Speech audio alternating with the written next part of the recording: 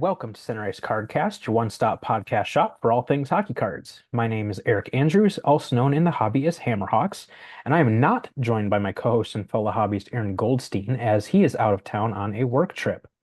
So it'll just be me, at least for now. There will be someone joining in a little bit, but starting things off, it'll just be me. So it is episode 98, and if you caught the last episode, you might know that we paid tribute to Connor McDavid during that one. So, like I said, with this being episode 98, it's only fitting that this episode highlights Connor Bedard. As such, I'll kick things off by opening up the last two tins of 23-24 Upper Deck Series 2 that I have to continue my hunt for the Bedard Young Gun. We've got another tin this time. These come with a bonus pack of 3 Dazzlers, so we will start off with that. And right on top, we have a Dazzlers Orange for the Chicago Blackhawks, Connor Bedard. Beautiful card there. That's wonderful. We also have Jamie Benn and Tyson Forster. Not that those matter, but there we go. We have a Connor Bedard as the first card of the tin, so cannot complain about that. Hopefully that is good omens and we can pull his Young Gun as well. So turning to the flagship packs, you get 8 per tin with at least 3 Young Guns. Pack number 1, we start off with a Young Gun for the San Jose Sharks, Ty Emberson. We have a Director of Boards of AJ Greer and a Deep Roots of Evgeny Malkin. Certainly hoping that I can pull a Bedard Young Gun out of this tin, but even if not, it's already a success with that Dazzler. So that's certainly a good feeling knowing that there's not too much pressure on the rest of this tin regardless. But on to pack number 2, we have got an OPG Glossy of Walker Duehr. We've got an Instinctive Sparkle of Philip Gustafson and a Portraits of Charlie McAvoy. On to pack number 3, and we have got a Young Guns for the Calgary Flames of Walker Duehr. We've got a Superstar Honor Roll of Stanislav Svozil and a PCs of Patrice Bergeron. On to pack number 4, we have got an OPG Glossy Gold of Stanislav Svozil. We have an Instinctive of Jacob Markstrom and a Young Gun Canvas for the Ottawa Senators, Maxence Gannett. Halfway through, on to pack number 5, still expecting at least one more Young Gun, hopefully 2. And we have got a Director of Boards of Nicolas Deslauriers, a Young Gun of Mason Lohrei for the Boston Bruins, so that's a fairly decent one there, and a Deep Roots of William Karlsson. On to pack number 6, we have got an OPG Glossy of Will Cooley, a Superstar Honor Roll of William Dufour, and an Instinctive of Jake Ottinger. Moving along to pack number 7, and we have got a Young Guns for the Minnesota Wild of Damien Giroux, a PCs of Cole Caulfield, and a canvas of our guy Marc-Andre Fleury, with a really cool photo of Jonathan Toews coming down on him on a breakaway. So down to our 8th and final pack of the tin. Probably not going to get another Young Gun, but like I said earlier, that's okay. We did pull that awesome Bedard earlier, so that helps. We have an OPG Glossy of Nathan MacKinnon. We have a Superstar Honor Roll of Jackson Lacombe and an Ecliptic of Sidney Crosby. So no Bedard Young Gun, but a Dazzler's Orange is certainly nothing to complain about. But nevertheless, the Bedard Young Gun hunt continues, and this is the 5th and final tin from my initial haul of Upper Deck Series 2.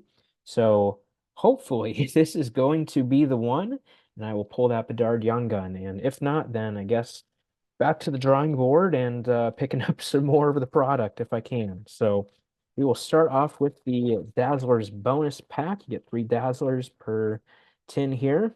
And we've got a Philip Grubauer and a Mika Zibanejad, both of those being orange.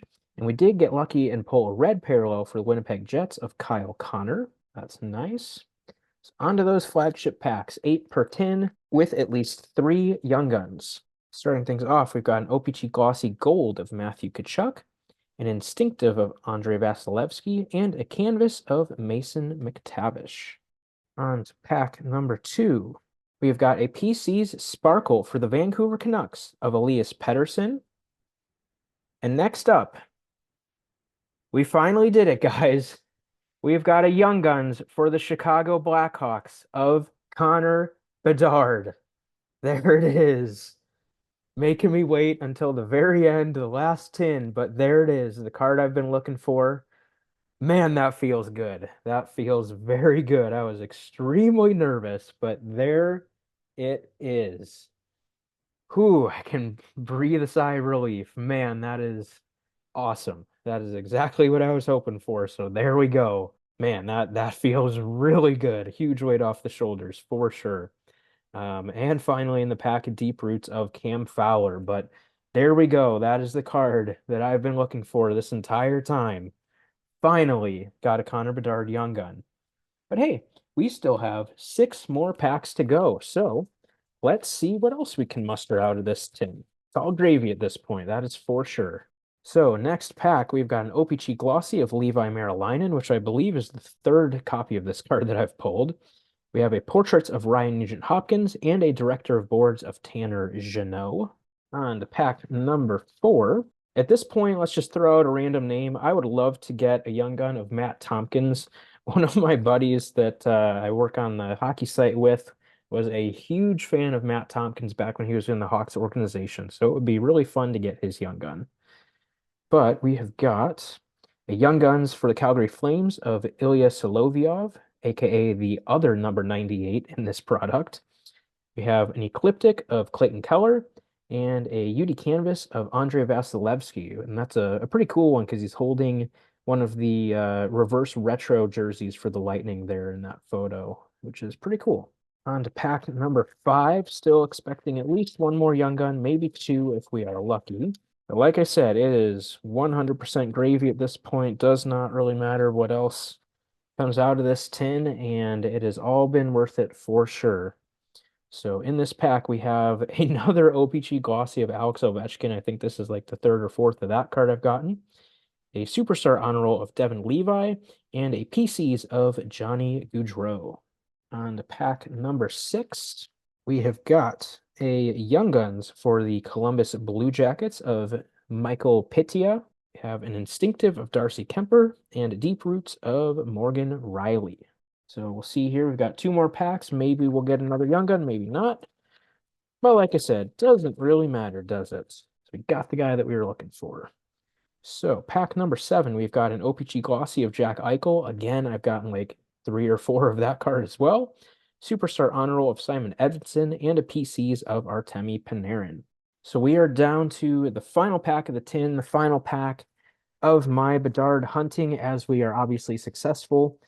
Let's see what might come out of this 8th and final pack of the 5th and final tin, which is, like I said, the final of the 11 boxes and tins that I picked up on release day. So let's see what we've got. We have a bonus Young Guns, which is nice, for the Toronto Maple Leafs of Bobby McMahon, so a decent name there. We've got a UD Portraits of Jason Robertson, and our final hit is a Director of Boards of Trent Frederick.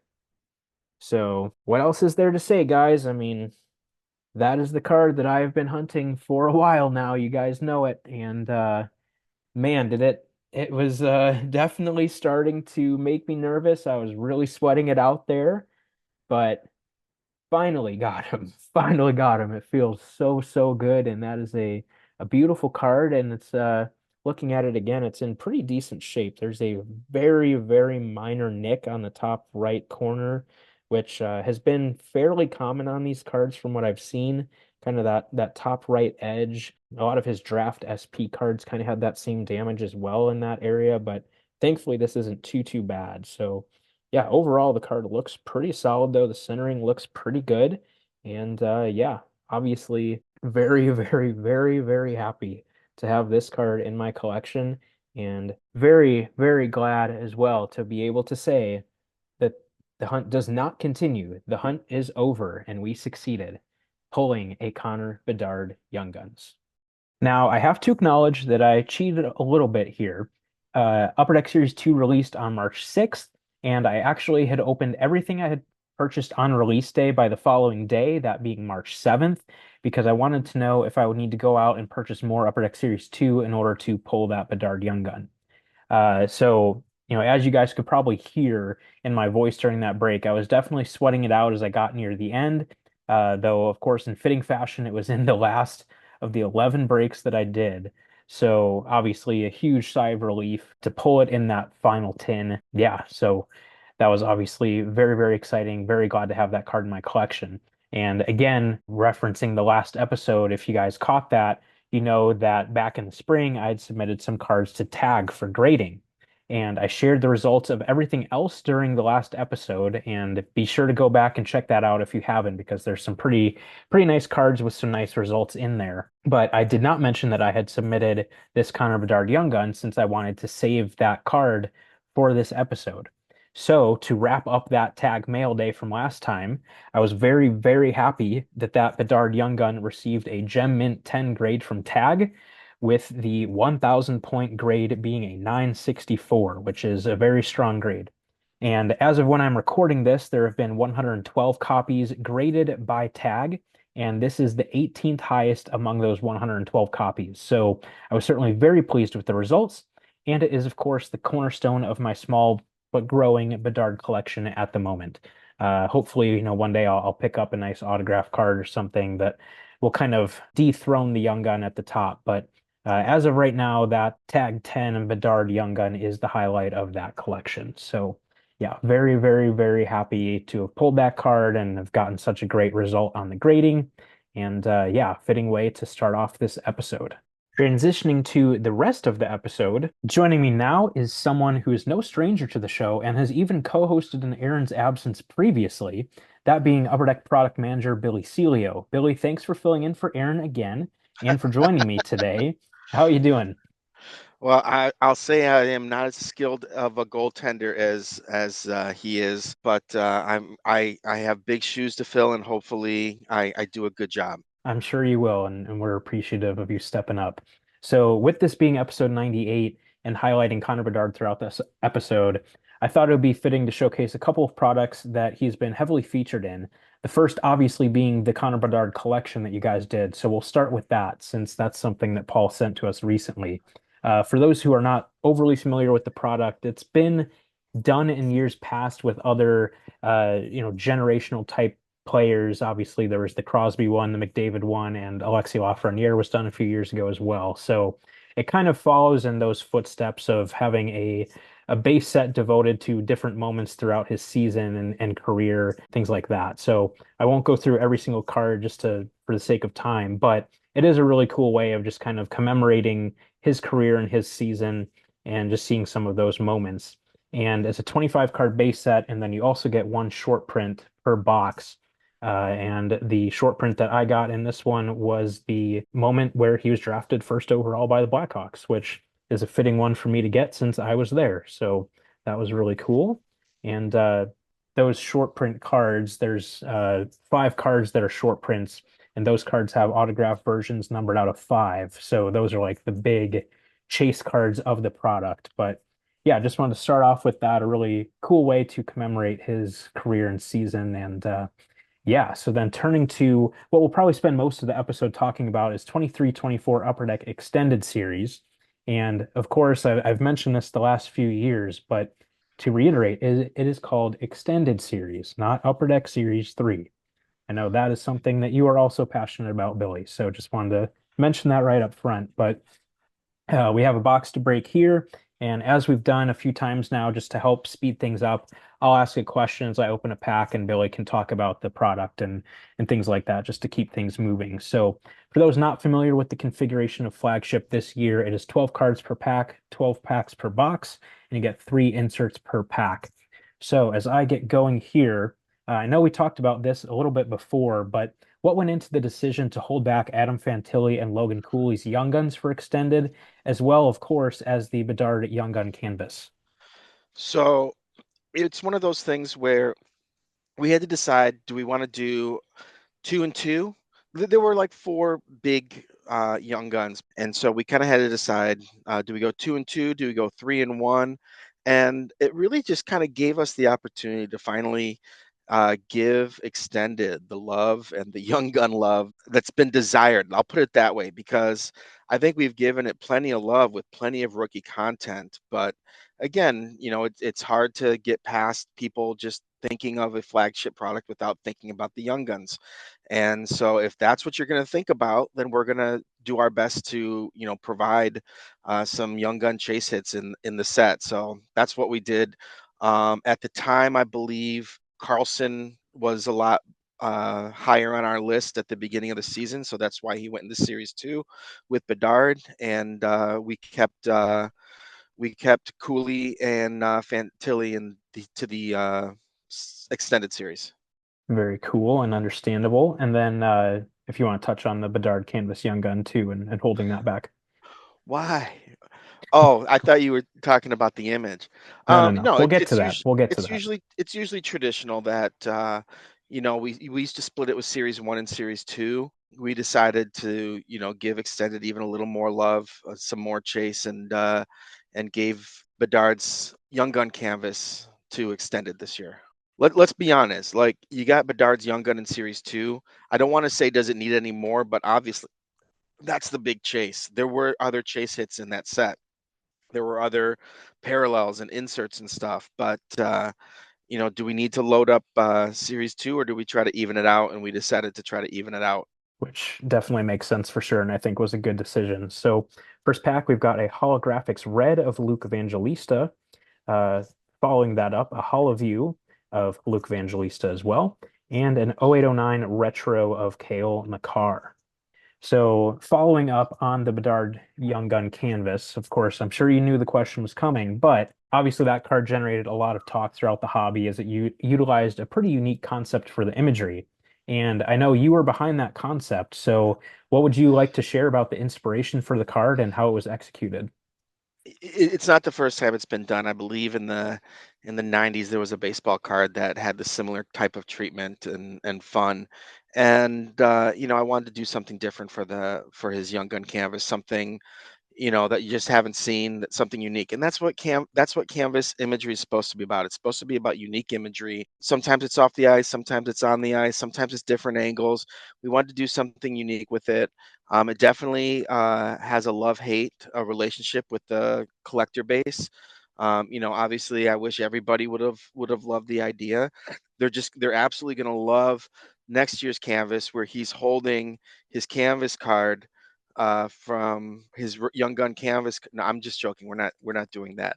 But wouldn't it be funny? Canvasception. Wouldn't it be funny if every year we just kept doing that and having it like maybe a little bit more closer up so you could just kind of see it, but each year just have him holding his canvas card from the previous year, to where it's just like that's just something funny and unique. But I don't think the collectors would appreciate it as much as we would.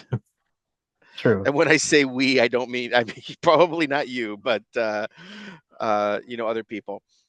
Yeah, I think it was a fun idea. I mean, it's good to think outside the box and try different things. So, and I know that's something that Aaron and I really appreciate about you is that you're always willing to try new things. I know it probably sometimes is not fun when you get that pushback on stuff from collectors, but yeah, it's definitely good that you're willing to be innovative and try different things. So, kudos And, to you on that. and Eric, Um, can you tell me one thing? Do people not want it now? Do people say, "Oh, I got this Connor Bedard Young Gun canvas, and I just hate the photo, so I just don't want it"? Not that that means anything, but I'm just like, yeah, you can say, "Oh man, I wish they would have done something different," but to sit there and say that the value of it's going to go down or anything like that is a little, I don't think is right. I guess I'll put it that way. Yeah, I would agree with you for sure. And obviously, it still sells very strong to this day. So there's obviously plenty of people who like the card. Second pack, we have a UD3 of Matthew Patra, a Dazzler's Blue of Kirill Kaprizov, and a First Rounders of Jakob Peltier. So next thing, kind of going off of the young guns and rookie topic, so to speak. One of the biggest inclusions of the product is the full run of acetate Young Guns for 23-24, Connor Bedard included. And I know we saw that done in last year's extended, but for those who either don't realize how, the acetates work now, what went into the decision to bring them into extended instead of continuing them in SP Authentic? We felt that it needed a little bit of a boost, I guess you could say. Some more big hit possibilities, and we just decided why not just put the full run of acetate Young Guns in there. Obviously, they're big cards. I know there's sometimes some confusion between the clear cut and the acetate. Just so people know, the acetate Young Guns have a brand new picture. It's a different picture than their regular Young Guns, and obviously they're built differently. The clear cut is just one thin card. The acetate Young Guns is, it has PETG with a top layer of rainbow foil board. But SPA is such a strong product, and obviously that does take away from, like, Extended has taken away a little bit from SPA because we're adding later Young Guns, and we're adding the acetate Young Guns. That being said, I think Tony's done a good job of creating new content for SPA and new big hit possibilities for SPA that can kind of take the place of those cards, and it definitely has helped out Extended. Absolutely, yeah. I think, and it's just kind of nice to have all of the Young Gun related content staying within flagship too. I think that's a good aspect of it as well. Did a couple packs here. We've got a UD3 of Walker Dewar, a SPX Hollow View of Tomas Hertl, our first Young Guns of Mark Johnstone for the Pittsburgh Penguins. This was one we'll talk about in a little bit, but a Hockey Heroes of Shane Doan, an Outburst Silver of Logan Thompson, and a Beehive Tribute of Ilya Sorokin. So, of course, one thing that Extended is known for is those 15th anniversary tribute cards, meaning that this year's features the 2008-09 design, as I mentioned with the Cale Makar card earlier. Is there anything you want to touch on about those retro cards and about the design? It's always fun to bring back old designs, and that's what Extended has been. I think I've said it maybe a couple times other places, but not too often. This is actually going to be the last year where we have retro designs in Extended. So this is kind of like the last of the retro designs. Reason being is, look, we've got an amazing design team. We have a lot of different brands that we can do. I'm not saying we're not going to do holographics. I'm not saying we're not going to do, any, maybe SPX or maybe Beehive or stuff like that.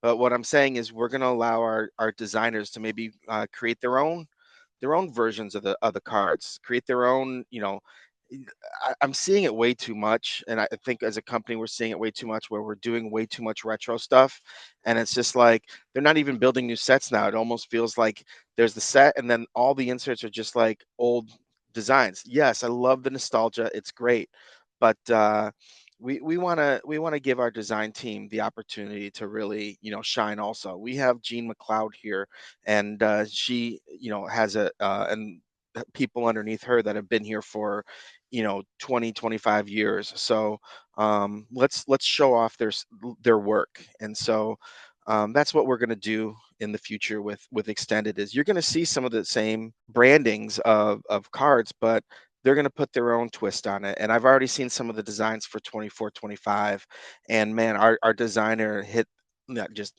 hit it out of the park with some of the designs. They look like the set that you expect them to come from. It's not like we're totally recreating it. They look like they're from those specific sets, but they're just a different version of them. That's really cool, and that'll be fun to see some fresh spins on some old brands, so to speak. Next pack up, we did good here. We got a UD3 of Ridley Gregg. We got a Seeing Red of JT Miller, and we'll touch on that set later. That's a set I really like from this product. But the nice big hit of the pack, a Young Guns for the Columbus Blue Jackets of Adam Fantilli. There you go. That's Nice the hit. it's the one you're looking for. And I mentioned it in the last couple packs, but one insert that has caught people's attention is the return of the Hockey Heroes cards, which, if you've been around in the hobby for a while, was a staple insert in the flagship series 10 or 15 years ago, but kind of went away in recent years. But those have made a return in this product, but instead of cardstock, they are printed on acetate. So, what went into the decision to not only bring them back, but then to use acetate for them? So one of the sets I used to build was clear cut. And so it was always kind of fun to look at old designs and try to create different versions of them. And I think we did that with the Hockey Heroes. And I really liked how they looked, the signed versions on acetate. So, we're in the middle of a decade. It's not like we can all of a sudden do the 2020s, for Hockey Heroes. But so I wanted to come up with an insert that was still kind of a traditional, upper deck insert. Because again, we're taking old designs and stuff. But what I really wanted to do was kind of elevate the design. And there's something about like just having a picture and then just having like clear stuff around it and using some deco foil. Like I just love how clean and how nice those cards look. So I wanted to do that with such a iconic set like the Hockey Heroes. And those honestly are, I mean, there's some nice cards in the set, but I love how those cards look. They're one of my favorite inserts of the set, to be honest with you. I know they're not like one every case or something like that. You're gonna get a number of them in a case, but just from how they look, I just really appreciate them. Yeah, I agree. The Shane Doan card looked beautiful in person, and I always really liked the design of those cards. And like you were saying, I think doing that design on acetate just pops really nicely.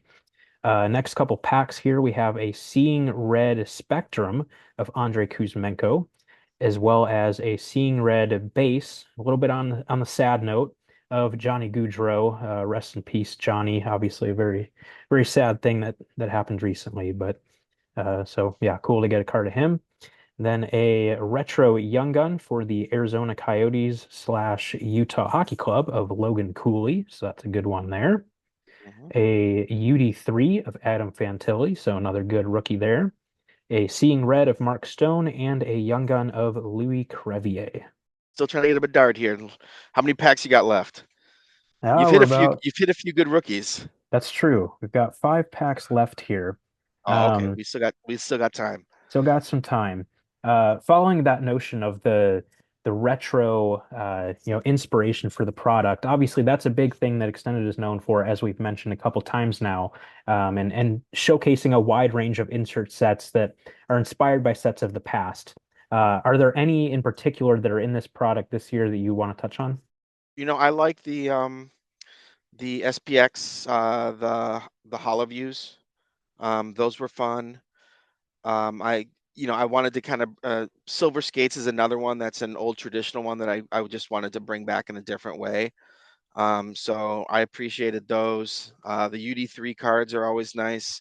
And then Black Diamond's always a fun one because I don't know how many times you sit there and hear consumers being like, "I like Black Diamond the way it was." Ah, rah, rah, rah, rah."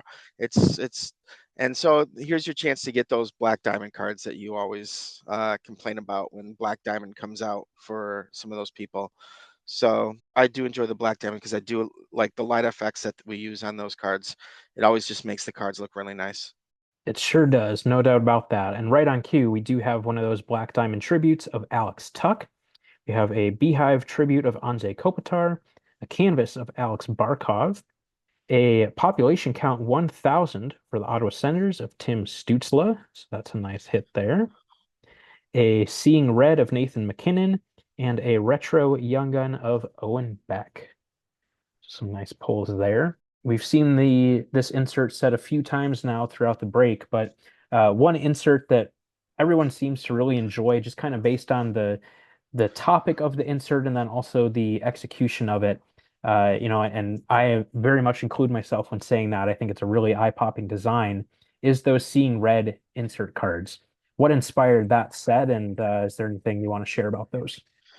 Yeah, it gave direction. Obviously, seeing red, I always sometimes have a little clever insert names and stuff like that. But like the goal lamp lights red, and so we kind of wanted to do the red of the light, and then the use deco foil to kind of insinuate the noise of the goal being scored. So that's kind of the direction I give. Now, I always tell people like when they say, "Oh, I love the design that you," I don't do the designs. I just build the sets, I give directions, I draw stick people, and our design team interprets what I say, and then they create the designs. And our designer did an amazing job with these. Like when I saw them, I was just like, "Wow, these are real cool." This is one of those cards that, looking back on it, and I've heard this before, and I agree with people that if you could maybe turn this more into a case hit type of card, I think it would have been it would have been well received. That being said, I think it's still well received as a nice insert. That's kind of one thing I try to take pride in our flagship sets is it's not just like a bunch of the base cards and then, three or four inserts and it's repetitive. Like the thing I love about our flagship product now, especially with our new configuration this year, is just the variety that you get. Like it's my job to it's almost like I have to come up with more inserts, to be honest with you. But as hard as that is sometimes, it's still a lot of fun. But the variety of it is great. So I like that you get more than one of these cards in a box just because they're beautiful cards. If you can add variety and some of those cards be really nice looking cards, I feel like it adds to the box opening experience and that like feel good kind of when you open up a box. Like you might not always get your money back on a box, but if you can add enough feel good in there, that definitely helps out.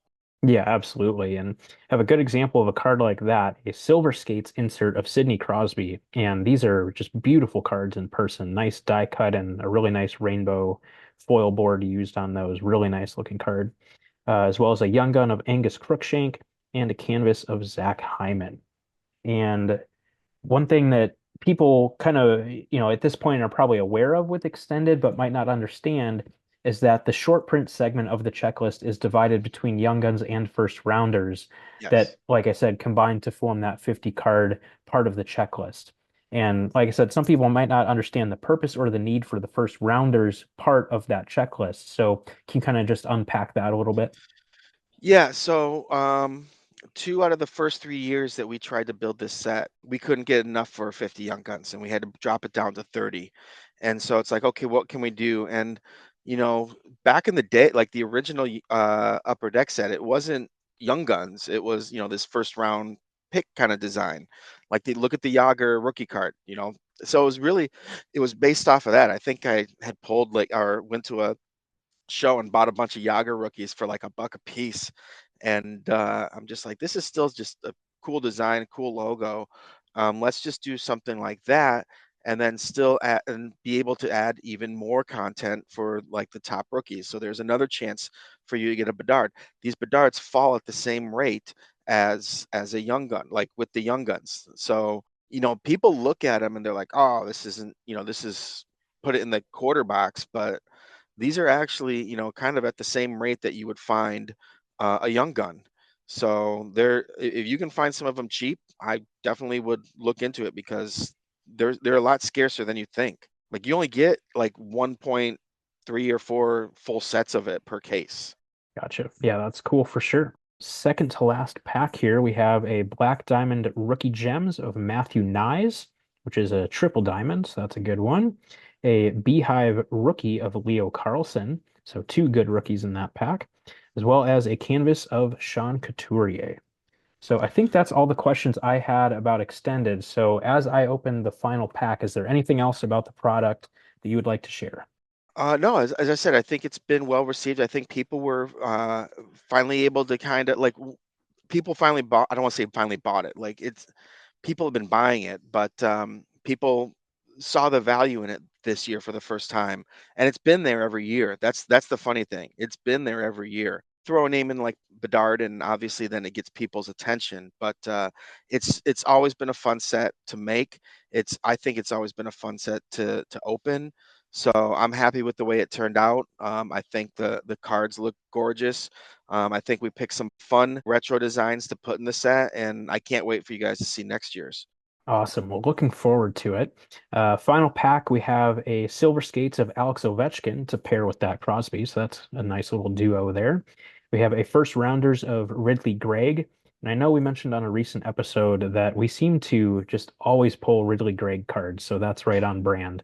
And it's the second Gregg of the box that we've gotten, as well as a canvas of Blake Wheeler. So no Bedard, unfortunately, but definitely some nice cards and some good name rookies in there. So that'll do it for the box break part of the episode with you, Billy. But again, with this being episode 98 and highlighting Connor Bedard, I wanted to kind of turn the floor over to you and just and if you have any thoughts yourself, or kind of quote unquote on behalf of Upper Deck, any thoughts or observations that you guys have seen with Connor Bedard's impact on the hobby this year? Well, first off, I just want to apologize for not sending you one of those like influencers boxes that has like 10 Bedard cards in there and we'll just throw in an autograph in there that came out of nowhere. I'm just joking. People, I'm joking. We don't have those things. But anyway, Bedard, so I was fortunate enough to be around here when McDavid came around and it definitely there was a bunch of hype. Everyone was really excited about it. Like I said, I've only heard the phrase generational talent working at Upper Deck twice. We've heard really good. We've heard people compared to amazing Red Wings like Patrick Kane before. We've heard such things like that, but it's not often that you hear generational talent. It's not often that people are compared to, you know, uh, Sidney Crosby like type of player. So McDavid definitely was one of those players, and he definitely lived up to the hype. The one thing I will say that I'm kind of seeing from McDavid to Bedard is so McDavid came out hot. Now, granted, he did get injured too, so that didn't help. But as time kind of progressed, I want to say it slowed down a little bit. It really did. There was an initial everybody wanted McDavid, and then it just kind of slowed down. I haven't seen a slowdown with Bedard. I really haven't. I haven't seen these mid-tier product like we usually start off with our lower tier or our flagship products. We work into our mid-tier, and then we go to our high-end products throughout the year. And sometimes there's a little bit of a lull in those mid-tier products. I haven't seen that in the Bedard sets that or in the sets that we have with Bedard. There's still a lot of interest in it. There's still, people are excited.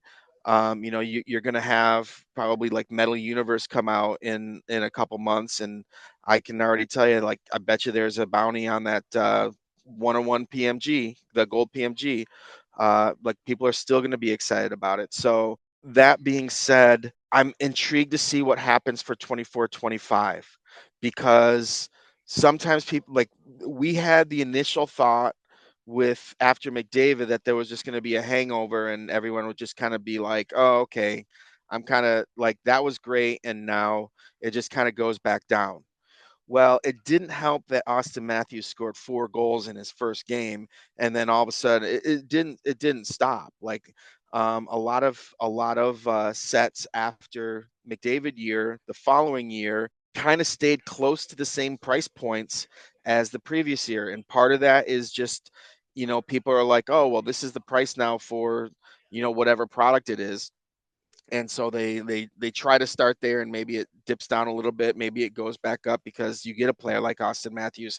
I'm very interested to see what's going to happen with 24-25 with sets because I have a feeling we brought in a number of new collectors and I have a feeling there's still going to be a want and a need for hockey cards, and they're going to want the next big rookie, and we're hoping that Celebrini or somebody else from the set, or maybe it'll be a second round draft pick from, or the second number 2 pick from Michigan State University.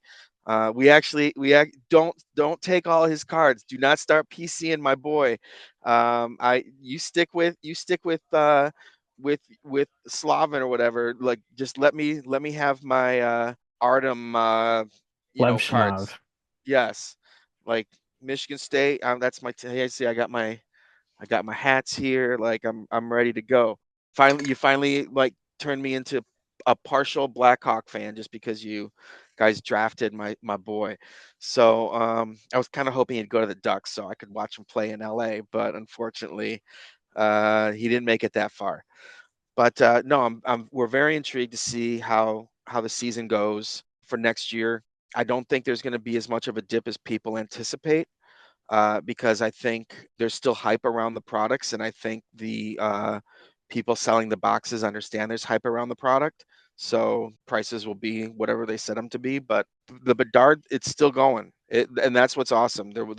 He played full. He got a full season for the most part. He had a little bit of a hiccup with a little was it a broken nose or something something like Broken that. jaw. Yeah. Broken jaw, that's what it was. But he came back and proved that just like McDavid came back and proved he was as good as he was. The only difference is he came back and still won the Calder Award. Unfortunately, McDavid missed too much and not that Panarin's not a good player. He's been quite serviceable in New York, that's for sure. Yeah, no doubt. This is one thing I just kind of thought of. I know in some of the more recent releases that have come out, we've started to see some redemption cards for Bedard autographs. I know that's not something that obviously you're responsible for or involved with or anything, but w would a player of this stature, given the significance that he holds in the hobby and the importance he has for releases, is there kind of any like additional push that you guys give to try to get him to sign stuff? I mean, obviously you want like all your cards to go out live. But the fact of the matter is like we don't get like we print throughout the year. So we don't give the player like every single card for the whole year all at once and he sits there and signs. We don't sit there and have everything signed all at once. We have to kind of spread it out, and these guys have specific times that they sign. And unfortunately, there were some sets that we weren't able to like coordinate the signing necessarily with when the cards needed to go out, and so they would go out as redemptions. But you don't have anything to worry about. You'll see some more live stuff in the near future. But that's kind of how it works. Like they don't sign. We don't just keep sending them box after box after box. We try to group them up a little bit so we don't burn out. If you send them a box like every week or every month or whatever you want to call it, you burn them out. And that's when you get to the where these guys just they're like, didn't I just do this last week? Like I don't want to. And you can imagine they get that SPA box and they got to sign 999 copies. That can burn somebody out. Like you just send the SPAs at that point. Like you got to wait for some of the other stuff because that's at least 1,000 autographs, let alone any of the inserts they have to sign. So yeah, it's just a matter of timing and when people are available to sign, and that goes for all the players. For sure. Yeah. Thanks for touching on that. I know people that have been around in the hobby for a while kind of understand that, but newer collectors and obviously, like you said, there's been an influx of new collectors for the Bedard hype. Obviously, they might not understand how that works. So Yeah, thanks for touching on that. no worries. I think that's all I've got for you. Is there anything else you wanna touch on before we wrap up? Well, I think we gotta. Hopefully, you have me on in a couple weeks because I think we have a big product that's coming out in about 2 weeks. I think it's been out there. We'll probably drop some images here in a week or so, a little later than usual, but we do it a little bit differently for such product. But I've got some big news on that one too that I'm sure you're going to want to talk about because there's some fun stuff happening. I saw a lot of the cards. They're absolutely gorgeous. It's one of the best. It's one of the best ones I've seen in a while. And I'll just put it this way: there are zero chemical composition cards in the set, so people will be happy and not yell at me. But hey, I built the card that Connor McDavid said was the worst card he's ever signed. So I got something going for me. I'm pretty proud of that. I'm There you not go. really proud of it, but you know what? If like I'll put a flag on it and own it. There you go. Put that on the achievements part of your resume for sure. Exactly. Awesome. Well, yes, we'd love to have you on to talk about 22-23 the cup when the time comes. And I didn't say what it was. well, We yeah, I don't guess we you don't didn't. talk So we don't talk no, about it. I could be talking about and I can tell you I've already heard feedback on series 1, and I heard that looks really good too. I'm really excited about that. We're gonna have some new fun inserts. Holograms are back. There's a new living set called Holotypes, and it's really cool. There's 30 subjects. It'll only be in series 1, and it's a living set, so we'll never repeat a player. They're pretty rare. They're not one a case. You gotta buy some to get some. But I've seen pictures of the cards and they're absolutely gorgeous. So I'm really excited about that. That's going to be one of those big case hits. Like you cannot sleep on them. I mean, I hope people get as excited about those as they do about some card with a bunch of colors in the background or something, or some reused imagery of some city in the background or something like that. I don't know. Throwing shade right now. Uh, but they're going to be big hits, and like I said, they're a living set, which I think is really cool also. Awesome. Well, looking forward to those. That'll be really fun. As always, Billy, really appreciate your time and filling in for Aaron as well today. No problem. As always, we appreciate Billy's willingness to jump on the show and just share his insights about the things that he's got going on and things happening at Upper Deck in general. So again, thank you as always to Billy for joining us. And since we were not able to hit any Bedard in extended series, not that it's guaranteed, but you do at least have a fairly decent chance of getting something of him across all the inserts and everything, and those first rounders cards, for example. Since we were not able to pull anything, I'll throw in a little bit of a bonus break here of 23-24 Upper Deck Allure, another product that came out fairly recently that Paul sent along our way. So we will go ahead and open this one up as well and see if we can at least hit a Bedard base rookie card or something, insert, something like that. So we will hop on into this one and see how we do. Obviously, Allure is a very, very beautiful set. Really nice base cards and rookies and kind of a similar feeling product as OPC Platinum, but obviously a little bit different. Probably a little bit more heavy on the inserts, and not so much focused on the numbered parallels and things of that sort. Well, those obviously still are in Allure. It's not necessarily the main focus that everybody is chasing after. So yeah, definitely a very nice looking product, like I said, and lots to like within the product. So we will jump on in here. Now you do get one rookie card per pack, as well as usually, I believe, two or three other inserts and parallels per pack. And you do typically get one autograph per box as well. So 8 cards per pack, 8 packs per box. Let's see if we can muster a Connor Bedard for the Connor Bedard episode. So first pack starting off, we have a base card right on top of Connor McDavid. Really, really nice looking cards, rainbow finish on those, and just a nice kind of ice blue color on the background. Really nice looking cards. Also got Austin Matthews. We have a black rainbow of Jason Robertson, a bar down insert of Kirill Marchenko, a blue purple color flow of Jeremy Swayman, and a base rookie of Matthew Patra. So that's, of course, another thing that Allure is kind of known for is those color flow rainbow cards. So they have different colors that combine to make the full rainbow. So obviously, if you can put together a full rainbow of a player, that's a really pretty looking, of course, rainbow to put together for your collection. So those are very cool for sure.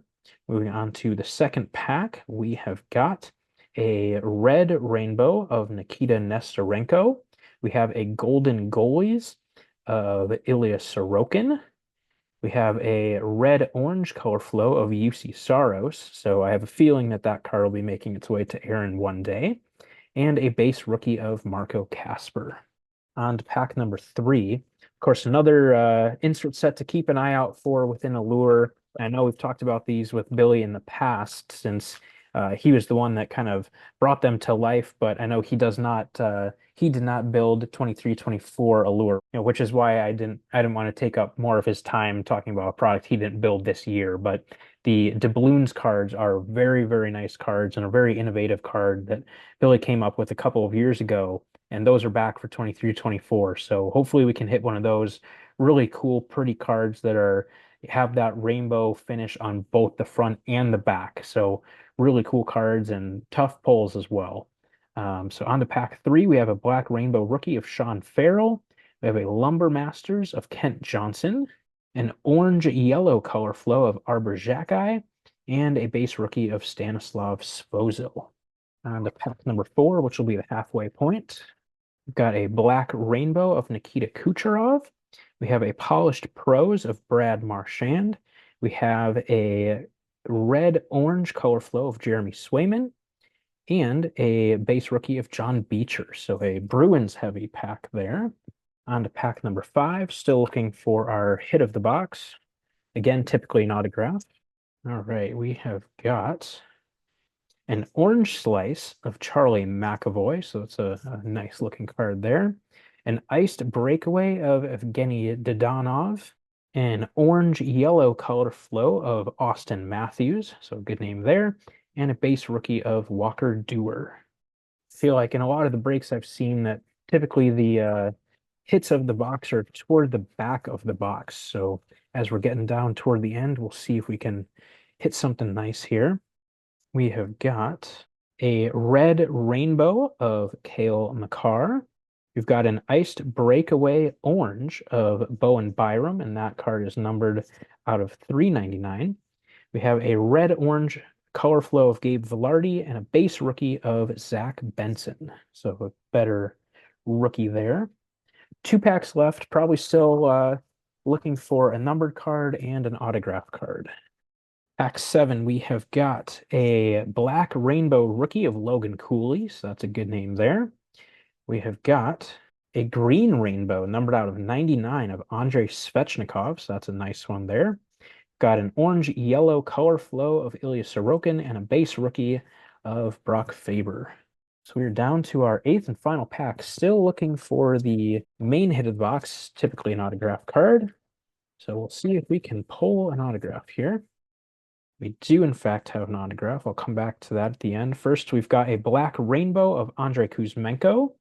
We have a red-orange color flow of Andrei Svechnikov, a base rookie of Devin Levi, and the autograph, the hit of the box, is a color flow full rainbow auto for the Florida Panthers of Spencer Knight.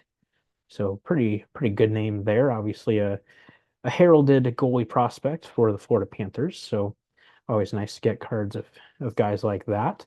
So yeah, that is the box of Allure. Unfortunately, no Bedard. That's okay. You're again, like I said, you're not guaranteed. So no problem there, but definitely a few nice cards there in that box for sure. So again, big thanks to Paul for sending us that box for us to share the product with you guys. I know we really appreciate that Upper Deck does that so that we're able to give you guys kind of an inside look at these products and yeah, just showcase and highlight the work that Upper Deck is doing. So again, Paul, thank you. We appreciate it. Always a pleasure opening this stuff and sharing this stuff with the listeners. So yeah, I think that will pretty much wrap up this episode, though. Lots of fun talking about Bedard throughout. And yeah, hopefully you guys enjoyed that conversation throughout the episode, and then also just hearing more insight as always from Billy is always fun. So yeah, but like I said, I think that'll wrap it up for the episode. So please be sure to follow us on social media. We can be found on Facebook, Instagram, and YouTube at Sunrise Cardcast, and on Twitter at Sunrise CC.